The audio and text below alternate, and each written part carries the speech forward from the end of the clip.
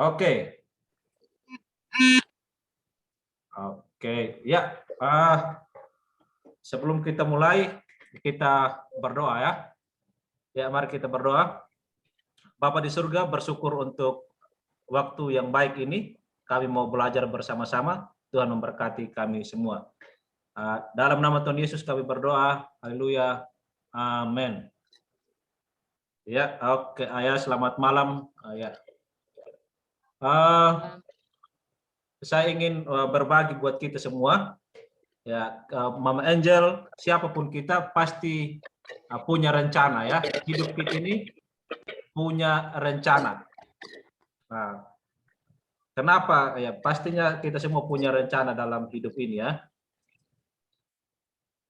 Karena setiap manusia adalah kata orang, ya rencana itu dibutuhkan supaya kita fokus pada tujuan utama. Misalnya nih, kalau lagi membangun rumah di kampung, berarti kita fokus di situ kan supaya selesai. Ya, tapi kenyataan kadangkala apa yang kita rencanakan tidak sesuai dengan apa yang ada di dalam hati kita. Ya, tidak terlaksana dengan baik. Ya, itulah yang sering terjadi dalam kehidupan kita ya. Tapi bukan berarti sebagai manusia kita tidak boleh berencana. Ya, mungkin kita sudah merancang hal-hal yang baik untuk kita kerjakan dalam hidup kita. Salah satunya adalah mungkin sebelum pandemi, sebelum Covid, kita sudah berencana membangun rumah atau memperbanyak bisnis. Contohnya, kalau Umalas cuma satu laundry, mau tambahin lagi jadi 2 laundry misalnya kan, ya pasti kita punya rencana untuk hal itu. Tapi apa yang kita pikirkan tidak sama apa yang Tuhan pikirkan, ya kan? Terjadilah badai, terjadilah corona ini kan, membuat semua kita harus berpikir keras lagi apa yang harus kita kerjakan. Ya, itulah rencana manusia. Ya, kita harus mengerti satu hal bahwa rencana Tuhan dengan rencana manusia itu berbeda-beda. Ya, rencana Tuhan berbeda-beda dengan kita. Apa yang kita pikirkan belum tentu itu yang Tuhan pikirkan. Makanya kita harus berusaha menyelaraskan pikiran kita dalam menentukan apa yang ingin kita kerjakan. Rancangan itu sangat penting ya. Tentunya Angel sudah lulus SMA, maka dia punya rencana untuk kuliah. Nah, itu penting untuk merencanakan. Kalau tidak direncanakan, ya repot juga kan? Ya, namanya manusia. Manusia itu diberi otak, diberi pikiran oleh Tuhan supaya kita merencanakan segala sesuatu untuk kemuliaan Tuhan. Ya, ini lihat ya. Penting itu kita bisa membuat rancangan dan rencana dalam hidup kita. Rancangan kita juga perlu disesuaikan dengan rancangan Allah ya. Itulah Mama Angel ya. Rancangan kita harus kita sesuaikan dengan rancangan Allah. Makanya kita perlu berdoa ya. Itulah gunanya kita terus berdoa terus kepada Tuhan. Ya. Ini rancangan Allah, ini lihat ya semua ya. Rancangan Allah bukanlah rancangan manusia. Ya, itu yang harus dibedakan oleh kita. Karena rancangan Allah itu berbeda total dengan rencana manusia. Ya. Tetapi kita harus sadar semua bahwa rancangan Allah itu pasti berhasil. Ya, ingat ya. Rancangan Allah itu pasti berhasil. Tuhan sudah punya rancangan bagi Angel. Ya, jauh sebelum Angel lahir pun Tuhan sudah punya rancangan.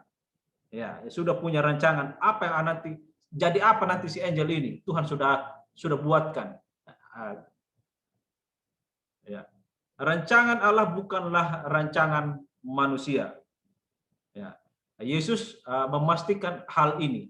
Tuhan memastikan hal ini bahwa rancanganku atau rancangan Allah bukanlah rancangan manusia. Ada ayatnya itu ya dalam Yesaya 55 ayat 8 sampai 11. Ya. Lihat lagi yang kedua, jalanmu ini kita manusia bukanlah jalanku. Itu jalan Tuhan. Artinya jalan Tuhan dengan jalan manusia itu tidak sama. Ya, tapi pastinya rancangan Tuhan itu sangat baik. Ya, kita perhatikan ini ya. Jangan menganggap bahwa rancangan itu dibuat itu otomatis atau mendapat persetujuan Tuhan. Tidak. Ya, itu yang saya bilang tadi. Mama Angel mungkin sudah berpikir bagaimana nanti tahun 2021 rumah harus selesai, tiba-tiba tidak sesuai rencana kan. Tetapi percayalah Mama Angel, Angel saya juga, bahwa rancangan Tuhan itu pasti yang terbaik dalam hidup kita. Mengapa rancangan Allah bukanlah rancangan manusia? Ya, yang pertama adalah bobot rencana Allah itu sangat dalam. Ya, sedangkan rancangan manusia itu sia-sia. Nanti ini ayatnya ya, di Mazmur 92 ayat 6. Orang bodoh tidak akan mengetahui dan orang bebal tidak akan mengerti hal itu. Ya. Dan berikutnya adalah mengapa rancangan Allah bukanlah rancangan manusia? Motivasi rancangan Allah itu berbeda dengan rencana Allah, dengan rancangan manusia. Motivasi Tuhan itu kepada kita adalah Tuhan yang penuh kasih. Ya, Tuhan yang penuh kasih, Tuhan yang memelihara kita. Ya, kita lihat ya, Angel mungkin atau kita semua pernah melihat bagaimana kisah Abraham ya, rencana Allah memilih Abraham. Abraham dulu kan dalam istilah orang Sumba tahu kafir ya, tahu merapu ya misalnya kan, tentu kan. Tetapi Tuhan melihat Abraham, hati Abraham, Tuhan memilih Abraham keluar dari negerinya Ur Kasdim. Ya, kasih kadangkala mengasingkan tetapi menyelamatkan kita. Maksudnya kadangkala Tuhan membawa kita untuk keluar dari hal-hal yang Tuhan tidak inginkan. Yang kedua, kasih juga berisi rotan dan cemeti. Rotan itu kalau saya tidak tahu apakah Angel masih kalau di sekolah dulu tidak ada lagi istilah pukul-pukul ya Angel ya. Kalau di zamannya Om dulu masih ada begitu. Habis dipukul lalu dibilang di ujung rotan ada emas. Ya, sering dengar pasti kalau Bang Angel pasti sering dengar kalimat ini. Di ujung rotan ada emas. Ya, artinya begitulah juga Tuhan kita kadangkala. Kalau kita tidak nurut, kadang kita harus di rotan dulu supaya kita kembali kepada Tuhan. Ya, itu kasih juga. Tetapi kita lihat lagi bahwa tujuan rancangan Allah itu kebaikan kita untuk damai sejahtera dan masa depan yang penuh harapan. Jadi saya mau katakan begini, Tuhan itu tidak akan pernah merancangkan kita hal-hal yang buruk. Percayalah untuk itu. Dia merancangkan hal-hal yang baik. Masa depan yang penuh harapan. Yeremia 29 ayat 11. Ya, saya percaya jikalau kita semua ini, jikalau kita semua hidup sesuai dengan rencana Tuhan, Tuhan sudah siapkan rancangan yang besar. Ya, saya juga tidak menyangka Angel sekarang sudah besar, sudah mau kuliah, ya kan, puji Tuhan. Nah, Mama Angel sebentar lagi udah punya anak yang sudah kuliah. Dan dulu pas waktu saya disumbangkan Angel masih sangat kecil. Tetapi sekarang dia sudah kuliah. Itu kan rancangan Tuhan itu, dan rancangan Tuhan itu adalah rancangan masa depan buat kita semua. Termasuk Angel, termasuk Mama Angel, termasuk Bapak Angel, dan termasuk kita semua. Ya, bagaimana kita manusia bisa disesuaikan dengan rancangan Tuhan? Yang pertama adalah ini, saya tekankan ulang lagi, membaca firman Tuhan. Ya, Mazmur 119 ayat 105 berkata, firman-Mu pelita bagi kakiku dan terang bagi jalanku. Ya, itulah dia. Firman Tuhan itu pelita. Ya, kita Angel masih ingat nggak? Masih dapat nggak zaman hidup dengan pelita? Pelita api di rumah masih kan? Itulah dia yang akan menerangi kita. Kalau sekarang kan listrik ya. Ya, kalau zaman saya dengan Mama Angel dulu masih dapat itu. Api pelita kan masih dapat ya. Itu firman-Mu itu pelita bagi kakiku dan terang bagi jalanku. Angel mulai dari sekarang harus menjaga diri dengan cara apa? Bangun pagi baca firman Tuhan. Ya. Pulang malam sebelum tidur jaga baca firman Tuhan. Angel harus melindungi diri dari segala ancaman apapun, termasuk dari iblis setan, harus menjaga diri dengan firman Tuhan. Ya. Bapak, mama kita terbatas menjaga kita, tapi ada Tuhan yang tidak terbatas menjaga kita. Ya, ini sangat penting. Ya. Yang kedua, kita harus berdoa. Berdoa supaya apa? Supaya Tuhan menuntun setiap langkah kita. Ya, supaya Tuhan menjauhkan kita dari musuh kita, katanya. Ratakanlah jalanmu di depanku, sebab perkataan mereka tidak ada yang jujur. Batin mereka penuh kebusukan. Kerongkongan mereka seperti kubur yang ternganga, lidah mereka merayu-rayu. Inilah yang kita hadapi sekarang. Ada orang yang pura-pura baik di depan kita, padahal di belakang kita dia bisa maki kita, atau mungkin dia bisa menikam kita dari belakang. Tetapi semua itu kita serahkan kepada Tuhan dengan cara apa? Berdoa. Ya, kita harus berdoa. Ya, harus kita berdoa kepada Tuhan supaya kita bisa dihindarkan dari segala persoalan. Yang berikutnya, Angel atau kita semua harus mendengar nasihat. Ya, Angel harus berusaha mendengar nasihat dari yang lebih tua, misalnya mama, papa. Kalau misalnya mama, papa bilang begini, harus nurut, ya, karena nasihat orang tua itu pasti nasihat yang baik. Tidak ada orang tua yang memberi nasihat yang tidak baik. Ya, setuju ya? Ya, Amsal 19 ayat 20 mengatakan, dengarkanlah nasihat dan terimalah didikan, supaya engkau menjadi bijak di masa depan. Ya, kalau kita mau bijak di masa depan, dengarlah didikan. Ya, dengarlah didikan Tuhan. Karena ini tadi ada Tuhan yang terus mengarahkan kita, menuntun kita. Menyesuaikan diri dengan arahan Tuhan. Ya, ini tadi ya. Kadang-kala kita mau lakukan ini, tetapi Tuhan berkata tidak. Ya, tapi kembali lagi ke persoalan awal, bahwa pekerjaan Tuhanlah yang lebih baik. Tuhan menciptakan kita dengan tujuan Tuhan. Ya, ini ya, saya baca Roma 8 ayat 28 ya. Kita tahu sekarang bahwa Allah turut bekerja dalam segala sesuatu untuk mendatangkan kebaikan bagi mereka yang mengasihi Dia, yaitu bagi mereka yang terpanggil dengan sesuai rencana Allah. Mama Angel, kita semua sudah sudah ada di dalam rencana Tuhan. Ya, kapan Mama Angel akan menikah, kapan Mama Angel punya anak, kapan Mama Angel punya laundry, dan kapan Mama Angel punya laundry lagi, Tuhan sudah atur. Kalau memang itu jalan Tuhan ya, kalau memang itu jalan Tuhan. Tapi kalau bukan jalan Tuhan, Tuhan arahkan yang lain. Oh, misalnya nih, Mama Angel kayaknya tidak cocok, misal Tuhan ya, dalam pengamatan Tuhan ya. Mama Angel tidak cocok jadi ini.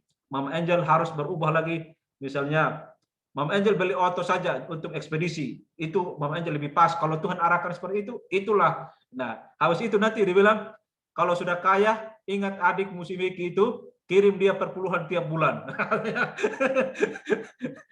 misalnya, contoh saja itu ya, Mama Angel ya. Ya, kalaupun benar, silahkan dilakukan, misalnya. Ya, yang terakhir adalah ini, lihat ya, rancangan Allah dan manusia berbeda total. Ya, ini dia. Rancangan Allah itu manusia berbeda total. Kata Alkitab bilang, seperti tinggi langit dari bumi, artinya bagaimana? Tidak terhitung. Ya, tingginya langit dan bumi itu tidak terhitung, tidak bisa dihitung dengan angka. Ya, tetapi rancangan Allah sangat tinggi, bukan hal yang biasa. Contoh yang saya bilang tadi ya, Allah memilih Abraham menjadi bangsa yang besar. Ya, namanya masyhur, dan bukan sekadar agar ia diberkati, melainkan semua bangsa di bumi diberkati melalui Abraham. Tetapi Abraham mengikuti proses Tuhan. Ya, sama nanti Angel akan sekolah, akan kuliah, ikuti proses itu. Jangan jangan keluar dari proses. Berdoa kepada Tuhan, Tuhan arahkan saya. Saya tidak mengerti apa yang harus saya lakukan, tapi Tuhan, aku mohon Tuhan arahkan saya supaya apa yang saya kerjakan ini semua dalam rancangan Tuhan. Karena kalau bukan rancangan Tuhan, nanti kita capek sendiri. Ya. Allah memilih kita bukan hanya menjadi orang Kristen yang biasa-biasa, melainkan supaya kita menjadi umat Allah yang berkualitas. Ya. Berkualitas artinya memberi dampak. Minimal kita bisa memberkati orang tua kita bisa memberkati orang-orang di sekitar kita. Itu kata kuncinya. Kita tidak lagi menjadi orang Kristen yang biasa-biasa. Pergi ke gereja sesuka hati kita, pulang ke gereja, tidak ada yang kita lakukan. Nah, ini dia, lihat ini ya, itulah hebatnya Tuhan ya. Efesus 1 ayat 4 sampai 5 dia bilang begini. Sebab di dalam Dia Allah telah memilih kita sebelum dunia dijadikan. Ya, sebelum dunia dijadikan.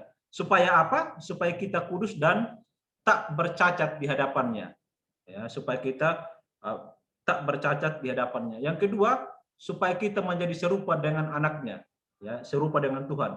Sebab semua orang yang dipilih dari semula, mereka juga ditentukan dari semula untuk menjadi serupa dengan gambaran anaknya. Supaya ia, anaknya itu menjadi yang sulung di antara banyak saudara, supaya kita menjadi. Yang kelima terakhir yang berikutnya adalah menjadi produktif. Ya, nanti kalau sekolah ada juga orang yang selesai kuliah, dia bingung apa yang dia kerjakan. Tetapi kalau orang yang dekat dengan Tuhan, sebelum dia lulus pun Tuhan sudah arahkan. Nah, ini yang akan kamu lakukan. Dari mana dia tahu? Dari hasil doa dia kepada Tuhan. Itulah kita, semua kita berharap ya, keturunan kita ini menjadi orang-orang yang produktif. Ya, bukan menjadi orang yang biasa-biasa. Produktif itu. Karena kenapa tadi? Tuhan sudah memilih kita untuk menjadi berkat-Nya. Ya, Tuhan memilih kita. Ini ayat ini ya, Yohanes 15 ayat 16 berkata, bukan kamu yang memilih aku, tetapi akulah yang memilih kamu. Dan aku telah menetapkan kamu supaya kamu pergi dan menghasilkan buah. Dan buahmu itu tetap. Jadi kita sekarang ini, mari kita menanamkan hal-hal yang baik. Mari kita menabur buah-buah yang baik. Kalau kita tanam pohon mangga, berarti hasilnya juga kita akan menghasilkan buah mangga kan? Tidak mungkin kita menghasilkan buah jeruk, buah nanas, apalagi buah kelapa. Ya, tidak mungkin. Oleh karena itu, apa maksudnya ini adalah kalau kita berbuat baik, maka kita akan menghasilkan hal-hal yang baik yang datangnya dari Tuhan. Ya, ini yang harus kita belajar sekarang. Inilah yang membedakan kita dengan orang lain. Ya, kasih setia Tuhan itu tinggi dan besar. Ya, bagaimana agar kita bisa masuk dalam rancangan Tuhan? Ini ya, ini penting buat kita ini ya. Yang berikutnya adalah serahkan hidup kita kepada Tuhan. Ya, serahkan hidup kita kepada Tuhan. Ya, Mazmur 37 ayat 5 bilang begini. Serahkanlah hidupmu kepada Tuhan dan percayalah kepadanya, ia akan bertindak. Kalaupun mungkin ada orang yang kita benci, jangan pernah kita membenci dia. Berdoa kepada Tuhan, biar Tuhan yang bertindak. Kita sama sekali tidak punya hak untuk membalas, tetapi biar Tuhan yang berperkara baginya. Itu tugas kita. Yang berikutnya adalah kita harus mampu melepaskan semua, memaafkan semua, dan pada akhirnya nanti kita akan diberkati oleh Tuhan, dan pada akhirnya nanti Tuhanlah yang akan melakukan hal-hal pembalasan sekalipun. Ya, yang berikutnya adalah tidak bisa dihitung rancangan Tuhan itu, pikiran Tuhan. Pikiran Tuhan adalah pikiran yang besar, yang tidak terbatas. Contohnya adalah Abraham itu sendiri. Abraham kan sudah kaya sebenarnya. Sebelum dia keluar dari negerinya, dia sudah kaya. Ya, tetapi Tuhan memilih dia untuk harus keluar dari negeri Ur Kasdim itu supaya dia menjadi berkat bagi bangsa-bangsa. Yang terakhir adalah rancangan Allah itu pasti berhasil. Rancangan Allah di dalam hidup kita itu pasti berhasil. Ya, tidak mungkin tidak berhasil. Ya, sebab seperti hujan dan salju turun dari langit dan tidak kembali ke situ, melainkan dia akan mengairi bumi, membuatnya subur dan menumbuhkan tumbuh-tumbuhan, memberikan benih kepada penabur dan roti kepada orang yang mau makan. Demikianlah firmanku, ini lihat ini ya. Demikianlah firmanku yang keluar dari mulutku, ia tidak akan kembali kepadaku dengan sia-sia.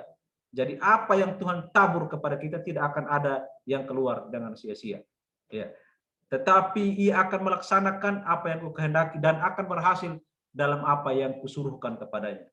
Tuhan akan membuat berhasil apa yang kita kerjakan sesuai dengan rencana Tuhan. Ya, rancangan Tuhan itu pasti, ya, apa yang Tuhan rancangkan dalam segala sesuatu itu pasti akan terjadi dan tidak satu orang pun yang membatalkannya atau tidak ada satupun yang mampu mengintervensi oleh siapapun. Seperti siklus kehidupan yang pasti. Karena apa yang diucapkan Allah itu pasti terjadi. Semua ada di dalam rancangan Tuhan, ya. Dan berikutnya adalah Allah lah yang penentu terakhir dalam setiap kita. Manusia ini dia lihat ya, baca ini ya. Saya tegaskan lagi ya di Amsal 19 ayat 21 ini ya. Manusia bisa merancang, tetapi keputusan Tuhanlah yang terlaksana. Inilah yang tidak bisa diganggu-gugat oleh manusia ya. Kita mau katakan saya harus ke A tapi Tuhan suruh ke B. Ya, tapi kita harus ikut karena rancangan Tuhan itu pasti berhasil ya. Yang berikutnya adalah Allah lah sebagai penentu akhir. Dia yang menyertai kita semua ya. Yusuf, Angel mungkin sudah pernah membaca kisah Yusuf ya. Bagaimana dia harus dijual di tanah Mesir, dibenci oleh saudara-saudaranya, dan dia harus disiksa, dimasukkan ke dalam penjara. Yusuf membutuhkan waktu 13 tahun untuk untuk menjadi orang besar, dan pada akhirnya dia menjadi orang kedua di tanah Mesir. Dari semua ini yang kita bicarakan sebenarnya adalah Tuhan itu mau memproses kita, dan kita harus mau diproses oleh Tuhan. Ya, oleh karena itu apa yang harus kita lakukan? Ya, bagaimana kita menyesuaikan diri adalah nanti Anda lihat di dalam Yakobus 4 ayat 13 sampai 16 ya. Perencanaan kita harus melibatkan Tuhan. Alasannya apa? Hidup ini sangat singkat. Ya, jangan pernah bilang, tahun depan saya mau buat ini dan itu. Ya, terus tiba-tiba tidak jadi. Ya kan? Tapi apa yang harus kita lakukan adalah harus kita melibatkan Tuhan. Seandainya Tuhan berkenan, kiranya Tuhan menolong kita. Kan harus begitu kita kan? Kalau enggak boleh. Ya. Ya, tanpa melibatkan Tuhan sama dengan sombong. Kita tidak boleh sombong. Karena apapun yang kita miliki sekarang ini, harta, apapun kekayaan yang kita miliki itu milik Tuhan. Ya, milik Tuhan. Yang berikutnya adalah kita harus bekerja jika Tuhan menghendakinya. Jadi dari semua peristiwa ini, hari ini kita harus boleh belajar bahwa rancangan Tuhan itu adalah sesuatu yang pasti, sedangkan rancangan manusia itu kadang berhasil, kadang tidak. Karena jelas kita bukanlah penentu akhir, tetapi kita hanyalah kita berusaha mengerjakan apa yang Tuhan mau kasih dalam hidup kita. Ya, itu yang mau saya sampaikan adalah mari kita belajar, kita harus mengerti bahwa Tuhan, apa yang dirancangkan Tuhan itu baik dan pasti berhasil. Sedangkan rancangan manusia itu ya kadang-kala bisa berhasil, bisa tidak. Tetapi apakah kita tidak boleh berencana? Pasti boleh. Apa yang harus kita lakukan? Apa yang kita rencanakan itu kita harus serahkan kepada Tuhan. Biarlah Tuhan, ya apakah itu benar yang kita lakukan atau tidak. Serahkan semua kepada Tuhan, maka Tuhan yang akan bertindak. Ya, kita doakan ya. Makanya sekarang kita harus mulai ya, yang sekolah, yang kuliah, doakan kuliahmu ya, kiranya Tuhan menolong dan memampukan. Yang kita yang bekerja, kerjakan apa yang kamu doakan ya, doakan apa yang kamu kerjakan apa yang kamu doakan. Itulah falsafah hidup orang Kristen. Yang paling penting adalah percayakan hidup kita kepada Tuhan, karena rancangan Tuhan itu pasti dalam kehidupan kita. Itulah yang ingin saya share.